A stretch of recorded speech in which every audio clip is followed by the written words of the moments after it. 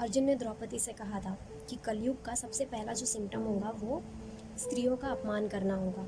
अगर आज हम लोगों ने तुम्हारा बदला नहीं लिया, अगर आज हम लोगों ने तुम्हारा बदला लेने के लिए धृतराष्ट्र के पुत्रों का वध नहीं किया, अगर आज हम लोगों ने इन लोगों को मार कर एक बहुत बड़ा एग्जाम्पल खड़ा नहीं किया, तो हम लोगों की जो भी आने वाली पीढ़ियाँ होगी, जो भी स्त्रियों का भविष्य होगा, वो बहुत ज़्यादा भयानक होने वाला है। इतना कि हम सोच भी नहीं सकते। मुझे एक बात समझ में नहीं आता कि हमारा देश कौन सा इतिहास फॉलो करता है, क्योंकि मैं जिस इतिहास को जानती हूँ वहाँ पे तो ये बिल्कुल भी नहीं कहा गया है कि अगर कोई लड़का किसी लड़की के साथ अभद्रता करे, किसी महिला के साथ ज़बरदस्ती करे या फिर किसी भी स्त्री का अपमान करे तो हाथ में कैंडल ले लो। बल्कि मैं तो ऐसे इतिहास को जानती हूँ जहाँ पे एक अकेली द्रौपदी ने महाभारत किया था, एक अकेली सीता मैया की वजह से रामायण हुआ था। पूरा अब तक का सबसे बड़ा युद्ध महाभारत था, जिसमें ना जाने कितने घोड़े, ना जाने कितने हाथी, ना जाने कितने लोग, ना जाने कितने सैनिक मारे गए थे, बस एक स्त्री के सम्मान के लिए। मैंने सुना था कि पास्ट की गलतियों को देखकर हमारा फ्यूचर बहुत ब्राइट बनता है, क्योंकि जो गलतियाँ पास्ट में हुई है वो फ्यूचर में ना दोहराई जाए। लेकिन हमारे यहाँ हमारा इतिहास इतना स्ट्रॉन्ग है, हमारा फ्यूचर उतना ही ज़्यादा वीक है, क्योंकि हमारा इतिहास जो कहता है हमारा आज का फ्यूचर हाथों में कैंडल लेकर हमारे इतिहास को अंधा बना रहा है। यार मुझे समझ में नहीं आता है कि ये कौन सी सरकार है और ये कौन सी मीडिया वाले हैं जो सच्चाई का पता ही नहीं लगाते। और अगर गलती से भी किसी मीडिया वाले ने एक सच्चाई का पता लगा लिया तो ये कौन सी सरकार है जो एक्शन नहीं लेती। गुनहगार को पकड़ा हुआ है, उसको सज़ा देने के अलावा उसे सब कुछ दिया जाता है, अच्छा खाना, अच्छा रहने के लिए, इतनी सारी सिक्योरिटी, इतने सारे फोर्सेस। आखिर क्यों? कौन सा जंग जीत के आया है वो?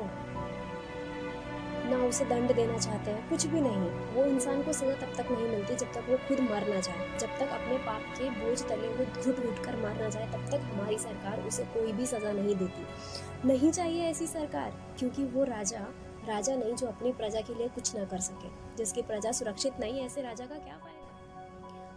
हर दिन ऐसे कई केसेस सामने आते हैं जिन्हें सुनकर, जिन्हें पढ़कर हमारे रोंगटे खड़े हो जाते हैं। मुझे बहुत गुस्सा आता है खुद पर कि मैं कुछ नहीं कर सकती। जबकि ऐसे सब सुनने के बाद हम लोगों के माइंड में दुनिया भर के क्वेश्चन आते हैं, ये क्यों हुआ, ये ऐसे नहीं होना चाहिए था, अभी उसको पकड़ा है तो उसके साथ ये करना चाहिए, वो कितनी तरीके होगी। बहुत सारे क्वेश्चन आते हैं, बहुत सारे आंसर्स होते हैं, बहुत सारे एक्शन लेने का मन करता है। लेकिन इस बात को सोचकर गुस्सा आता है कि हम लोग कुछ नहीं कर सकते। जस्ट हम लोग एक जगह पर बैठ कर रोज़ सुबह ऐसे सारे न्यूज़ सुन सकते हैं, क्योंकि ऐसे गिने चुने केसेस होते हैं जो पब्लिक के सामने आते हैं। ऐसे बहुत सारे केसेस होते हैं जो हम तक पहुंचते भी नहीं है, जो मीडिया वाले तक पहुंचते नहीं है। शायद मीडिया वाले उन तक नहीं पहुंचते, बिकॉज वो चीज़ें हमें दिखाई ना दे, कुछ चीज़ें हमें दिखाई ना दे, इट डजंट मीन कि वो एग्जिस्ट ही नहीं है। ऐसी चीज़ें होती हैं जो हम तक पहुंचती नहीं है। और फिर आज भी एक ऐसा ही केस सामने आया है जिसके बारे में मैं बस इतना ही कहना चाहती हूँ कि बेशक आज फिर से सरकार गहरी नींद में सोई है, बेशक आज फिर से सरकार गहरी नींद में सोई है, आज फिर एक बच्ची घुट घुट कर अकेले रोई है। बेशक आज फिर हमारी सरकार बहुत ही गहरी नींद में सोई है, आज फिर एक बच्ची अकेले घुट घुट कर रोई है।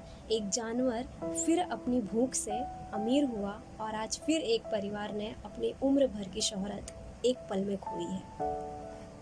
हर दिन स्याही बदलता है ये अखबार, हर दिन स्याही बदलता है ये अखबार, इससे कहो कभी समाचार भी बदले।